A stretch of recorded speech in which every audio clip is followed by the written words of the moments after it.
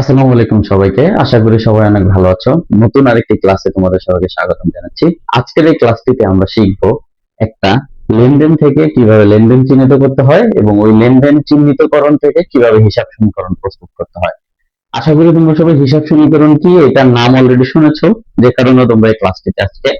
হিসাব সমীকরণ হচ্ছে হিসাব বিজ্ঞানের একটি মৌলিক বিষয়, যেটার মাধ্যমে তোমাদের পরীক্ষায়, এসএসসি পরীক্ষায় বলো, নবম দশম শ্রেণীর যে কোনো পরীক্ষায় এই অধ্যায় থাকলে একটা করে প্রশ্ন তোমরা পাবা। তো সেই জন্য আমরা আজকে শিখবো কিভাবে হিসাব বিজ্ঞানের হিসাব সমীকরণ প্রস্তুত করতে হয়। প্রশ্নের ভিতরে কিন্তু এটা শুধুমাত্র হিসাব সমীকরণ নামে আসে না, অনেক সময় হিসাব সমীকরণ প্রস্তুত করো বা বিবরণী ছকের মাধ্যমে প্রমাণ করো A is equal to L plus O E, বা হচ্ছে বলতে পারে সম্পদ সমান সমান দায় প্লাস মালিকানা সত্ত্ব। এই প্রশ্নগুলো এভাবে আসতে পারে। তোমার খ অথবা গ প্রশ্ন যদি এরকম প্রশ্ন থাকো তাহলে আমরা এভাবে সলভ করব। তো চলো তোমাদের পাঠ্য বইয়ের 17 নম্বর পেজে দেখো, নিচে একটি হিসাব সমীকরণের উপরে লেনদেনের প্রভাবের একটি ম্যাথ দেওয়া আছে। তো আমরা সবার শুরুতে এই ম্যাথটি আমরা সলভ করি। দেখো এখানে বলা হয়েছে যে হাসান এন্ড অ্যাসোসিয়েটস এর জানুয়ারি 1, 2025 তারিখে আইনি পেশার অফিস চালু করে। তার ব্যবসার প্রথম মাসের লেনদেনগুলো নিম্নরূপ। জানুয়ারি 1 তারিখে কি বলছে? আমরা সবাই জানি কিভাবে একটা লেনদেন হয়, লেনদেনের বৈশিষ্ট্যগুলো থাকলে সেটা একটা কি হবে, লেনদেনে পরিণত হবে। তো জানুয়ারি 1 তারিখে কি বলছে? জানুয়ারি 1 তারিখে বলছে আইন পেশায় 50,000 টাকা মূলধন স্বরূপ বিনিয়োগ করা হলো। তাহলে আমাদের এটা কি হচ্ছে, আমাদের টাকা আমাদের পকেট থেকে টাকা গেছে। আর আমি কে? আমি হচ্ছে ব্যবসা প্রতিষ্ঠান। আমি নিজেকে মালিক দাবি করবো না, আমি হচ্ছে কি, আমি ব্যবসা প্রতিষ্ঠান। তাহলে ব্যবসা প্রতিষ্ঠানের টাকা আসছে এবং মালিকের পকেট থেকে টাকা চলে গেছে। তাহলে এটা কি লেনদেন? তাহলে আমরা স্টেপ বাই স্টেপ যদি আমরা ধরি, স্টেপ 1 এ আমাদের কি করতে হয়?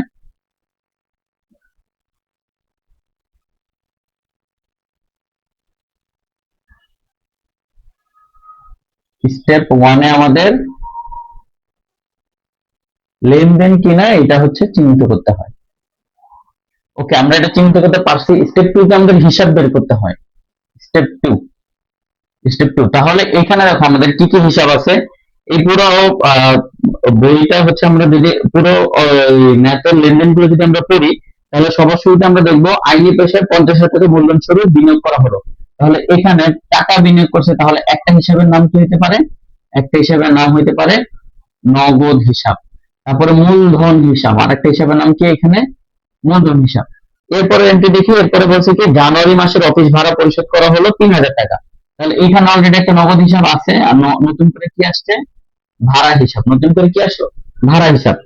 এরপরে কি বলছে? এরপরে বলে ধারে অফিস যন্ত্রপাতি ক্রয় করা হলো, যন্ত্রপাতি নামক একটা নতুন হিসাব আসলো। আর যেহেতু আমরা ধারে করছি, ধারে করলে আমাদের প্রদেয় সৃষ্টি হয়, ধারে করলে প্রদেয় সৃষ্টি হয়। তাহলে আরেকটা কি আসলো? প্রদেয় হিসাব। এরপরে কি বললো? মক্কেলদের নগদে আইনি সেবা দেওয়া হলো 6,000 টাকা।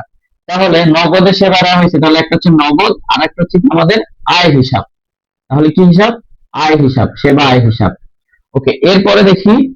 এরপরে হচ্ছে গিয়ে বলছে যে অফিস কর্মচারীর বেতন পরিশোধ। তাহলে একটা হলো নগদান হিসাব আর একটা হচ্ছে কি বেতন হিসাব।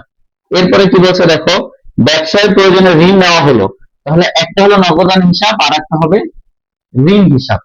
এরপরে কি বলছে? এরপরেরটা বলছে যে মক্কেলদের ধারে আইনি সেবা দেওয়া হলো 7,000 টাকা। ধারে আইনি সেবা দিচ্ছে, এখন পর্যন্ত টাকা পাই নাই। তাহলে এটা আমাদের কি হবে? একটা হবে প্রাপ্য হিসাব আর একটা হবে সেবা হিসাব। যেহেতু সেবা হিসাব উপর আছে, আমি আর লিখতেছি না। এরপরে হচ্ছে বাকিতে ক্রয়কৃত যন্ত্রপাতির মূল্য পরিশোধ 10,000 টাকা। তাহলে আমাদের নগদ কমলো আর প্রাপ্য কমলো, তাহলে নতুন করে আর কোনো হিসাব আসলো না। এবার আমাদের সম্পদের ভিতরে কোনগুলো যাবে, দায়ের ভিতরে কোনগুলো যাবে, মালিকানা সূত্রের ভিতরে কোনগুলো যাবে, এই হিসাবগুলো থেকে আমাদেরকে আইডেন্টিফাই করতে হবে। তো চলো দেখি কিভাবে আইডেন্টিফাই করতে হয়। এখানে হচ্ছে নগদ হচ্ছে আমাদের সম্পদ, তারপর হচ্ছে যন্ত্রপাতি আমাদের সম্পদ, আর প্রাপ্য সম্পদ। তাহলে তোমার সম্পদের ঘরে কয়টা যাইতেছে? 3টা যাইতেছে। সম্পদের ঘরে কয়টা যাচ্ছে? 3টা যাচ্ছে। তাহলে সম্পদের ঘরে আমরা নতুন করে আবার 3টা ঘর কাটবো। 3টা। এরপর আমাদের দায়ের ঘরে কি কি যেতেছে দেখি। দায়ের ঘরে যেতেছে একটা প্রদেয় আর একটা হচ্ছে ঋণ। তাহলে দায়ের ঘরে আমাদের 2টা যাবে। তাহলে দায়ের ঘরে আবার নতুন করে আমাদের 2টা ঘর কাটতে হবে। তাহলে প্রদেয় আর ঋণ। আর মালিকানা সত্ত্বে ফিক্স। মালিকানা সত্ত্বে কি থাকে? ফিক্স থাকে। এটা আমরা সবাই জানি। আয়, ব্যয়, আর একটা কি? মূলধন, উত্তোলন। এই 4টা হচ্ছে মালিকানা ঘরের ফিক্স থাকে। তো আমরা হচ্ছে সবার শুরুতে যে সম্পদের ঘরে যেগুলো আছে এগুলো সম্পদের ঘরে লিখে দেই। নগদ, এরপরে হচ্ছে যন্ত্রপাতি, আর একটা হচ্ছে প্রাপ্য। এই তিনটা হচ্ছে সম্পদ জাতীয় হিসাব, এই তিনটা হচ্ছে কি আমরা সম্পদের ঘরে লিখে দিলাম। এরপরে হচ্ছে কি আমাদের দায়ের ঘরে কোনগুলো যাইতেছে, দায়ের ঘরে যাচ্ছে হচ্ছে প্রদেয় হিসাব আর একটা কি ঋণ হিসাব। তাহলে এই দুইটা আমরা দায়ের ঘরে লিখে দিব, একটা হচ্ছে প্রদেয় আর একটা হচ্ছে ঋণ। আর মালিকানা ঘরের যে উপাদানগুলো থাকে এগুলো হচ্ছে ফিক্স, তাহলে মালিকানা ঘরে কোনো নতুন করে লেখার দরকার নেই। আচ্ছা, তাইলে এবার আমরা লেনদেন অনুযায়ী বসাবো। আমরা স্টেপ ওয়ানে কি দেখলাম, স্টেপ ওয়ানে দেখলাম যে এটা লেনদেন কিনা, তাহলে আমরা লেনদেন কিনা চিহ্নিত করছি। স্টেপ টু তে আমাদের হিসাব বের করা আছে, স্টেপ টু তে আমরা হিসাবগুলো বের করছি। এবার স্টেপ থ্রি তে আমরা লেনদেন গুলো পরে কোনটা যে ঘরে যাবে ওই ঘরে আমরা বসাবো। সবার শুরু হচ্ছে তারিখের ঘরে, এটা হচ্ছে 2025 তারিখের জানুয়ারির 1 তারিখের ম্যাচ, 2025 জানুয়ারির 1 তারিখ। আচ্ছা, নগদে কত, আইনি পেশায় 50,000 টাকা মূলধন স্বরূপ বিনিয়োগ করা হলো। তাহলে নগদে 50,000 টাকা দিল মালিক, তাহলে নগদে 50,000 টাকা আমার বাড়ছে, তাহলে নগদে 50,000 টাকা বাড়ছে মানে প্লাস 50,000। আর এরপরে কি বলছে, বিনিয়োগ করছে, বিনিয়োগ করছে মানে কি মূলধন দিছে, মূলধন দিলে মালিকানা সত্ত্ব বাড়ে। তাহলে 50,000 টাকা আমরা মূলধনে রেখে এখানে লিখবো যে মূলধন আনয়ন, মূলধন আনয়ন। এরপর হচ্ছে যেহেতু আমাদের এখানে কোনো জের নামানোর ভেজাল নাই প্রথম এন্ট্রিতে, তাহলে আমরা এটা তাম দিয়ে ক্লোজ করব। এরপর হচ্ছে আমাদের উদ্বৃত্ত বা জেরের ঘর। উদ্বৃত্ত বা জেরের ঘর মানে উপরের বক্সে যেটা প্লাস আছে ওইটা প্লাস করব, যেটা মাইনাস আছে সেটা মাইনাস করব, প্লাস মাইনাস করে যে অ্যামাউন্ট আসবে ওইটাতেই আমরা কি করব, উদ্বৃত্ত নামাবো। তাহলে উপরে আছে কত, 50,000, তাহলে এখানে 50,000 আমরা নামাবো। যেহেতু এখানে আর কোনো হিসাব নাই তাহলে 50,000 50,000 নেমে যাবে। এখানেও সেম। এরপরে দেখো, এরপরে এন্ট্রি কি বলছে, 2 তারিখ জানুয়ারি মাসের অফিস ভাড়া পরিশোধ করা হলো 3,000 টাকা। তাহলে একটা জিনিস চিন্তা করে দেখো, জানুয়ারি মাসের অফিস ভাড়া পরিশোধ করছি, তার মানে আমার কি নগদ টাকা কমছে। তাহলে আমরা এখানে আগে তারিখ দেই, নগদ টাকা কমছে কত, 3,000 টাকা। আর এটা কি অফিস ভাড়া আমাদের এক ধরনের কি ব্যয় বা খরচ, ব্যয় বা খরচ হলে মালিকানা সত্ত্ব কমে, তাহলে আমরা এখান থেকে মালিকানা সত্ত্বের ঘর থেকেও 3,000 টাকা মাইনাস করে দিব। আর মন্তব্যের ঘরে ওই সকল লেনদেনের মন্তব্য দিব যে সকল লেনদেন গুলা মালিকানা সত্ত্ব ঘরকে প্রভাবিত করে। তাহলে ব্যয় কি মালিকানা সত্ত্বের ঘরকে কি করছে, প্রভাবিত করছে। তাহলে এখানে লিখে দিব এটা কি কিসের জন্য ব্যয় হয়েছে, অফিস ভাড়া। তাহলে লিখে দিব অফিস ভাড়া।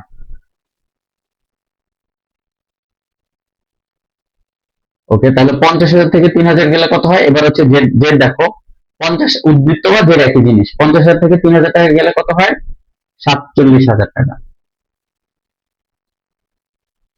এইখানেও আর এই ঘরগুলোতে কোনো জায়গায় নাই, তাই এখানেও এই এই লাস্টেরটাই দিব 47,000 টাকা। ওকে, এরপর হচ্ছে আমরা নতুন এন্ট্রি আনবো। নতুন এন্ট্রি হচ্ছে 7 তারিখ ধারে অফিস যন্ত্রপাতি ক্রয় করা হলো 15,000 টাকা। তাহলে আমরা কি করছি, ধারে অফিস যন্ত্রপাতি ক্রয় করছি। তাহলে একটা জিনিস দেখো, আমরা বাকিতে কিনছি এই জন্য আমাদের প্রদেয় হিসাবটা বাড়বে, আর যন্ত্রপাতি কিনে আনছি একটা, বাকিতে একটা কিনে একটা সম্পদ নিয়ে আসি, তাহলে সম্পদ বাড়বো। এই যে যন্ত্রপাতির ঘরে আমরা বাড়াবো, যন্ত্রপাতির ঘরে কত বাড়াবো, 15,000 টাকা, 15,000। আর যেহেতু বাকিতে করছি এখনো টাকা দিয়ে তাহলে আমার প্রদেয় সৃষ্টি হয়েছে, তাহলে এখানে দেখো এই লেনদেনে কিন্তু আমি মন্তব্যের ঘরে কিছু লিখবো না, কেন, কারণ এই লেনদেনে মালিকানা সত্ত্বের ঘরকে প্রভাবিত করে নাই। এটা হচ্ছে কত তারিখ, এটা হচ্ছে গিয়ে 7 তারিখ।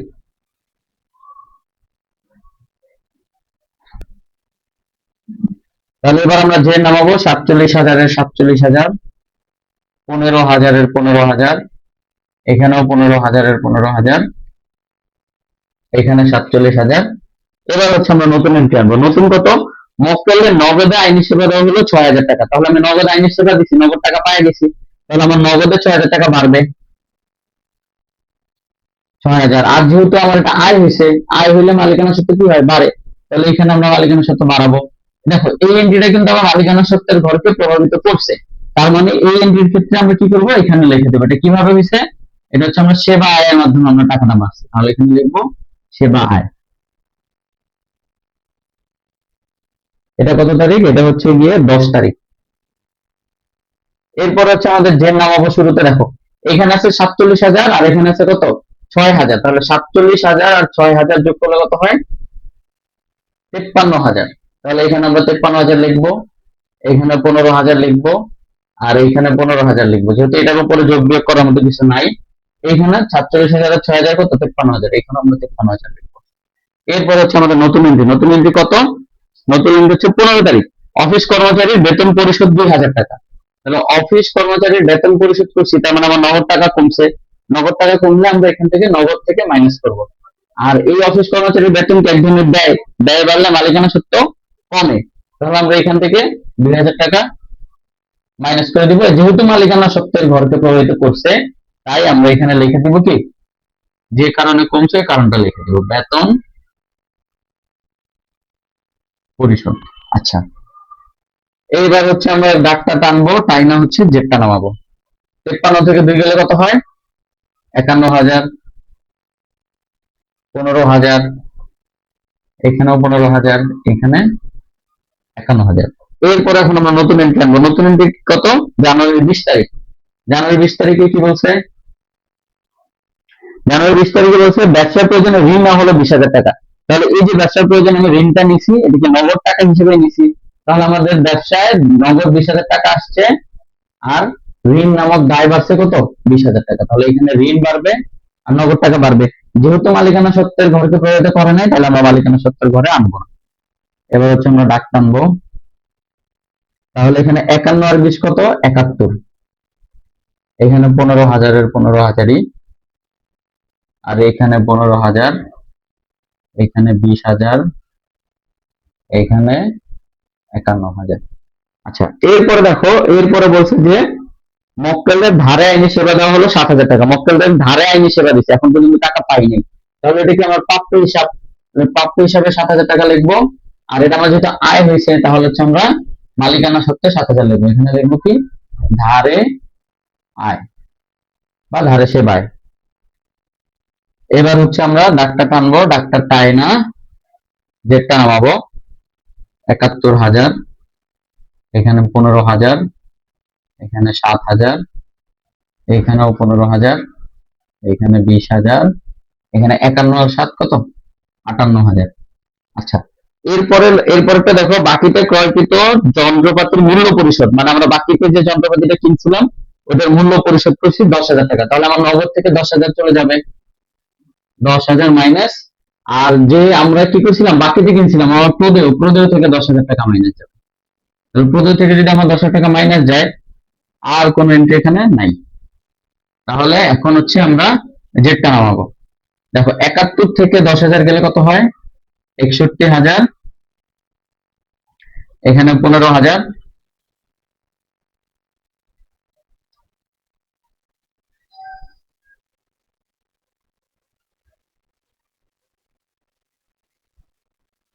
আর এখানে 7,000 এর 7,000, এখানে হচ্ছে 15,000 থেকে 10,000 গেলে থাকে কত? 5,000, এখানে 20,000 এর 20,000, এখানে 58,000 এর 58,000। আচ্ছা, এবার হচ্ছে আমাদের এই যে তিনটা সম্পদের পাশে যে তিনটা আছে, এই তিনটা যোগ করতে হবে। দায়ের মালিকানা সত্ত্বের পাশে যেগুলো আছে ওগুলো সব যোগ করতে হবে। যোগ করে দেখবো যে আমাদের অ্যামাউন্টটা সমান হয় কিনা।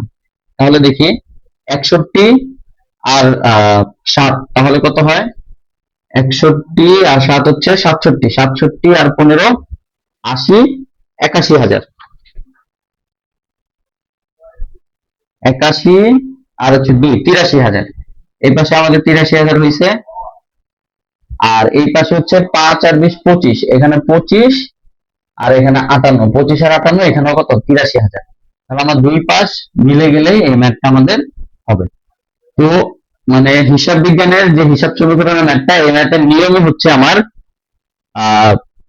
এ সমান সমান এল প্লাস ওই, মানে আমার সম্পদের সমান প্রতিষ্ঠানের দায়ের মালিকানা সত্ত্ব সেম থাকতে হবে, চেঞ্জ হলে হবে না।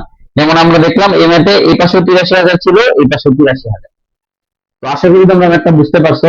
তারপরে যদি কেউ না বুঝে থাকো, তাহলে তোমরা অবশ্যই কমেন্ট বক্সে জানাবা, এবং যে সমস্যাগুলো হয় ওগুলো আমি সলভ করে দেওয়ার চেষ্টা করব। ভিডিওটি ভালো লাগলে তোমাদের ফ্রেন্ডের সাথে শেয়ার করবা, যেন তারাও শিখতে পারে। আজকে এতটুকুই, আল্লাহ হাফেজ।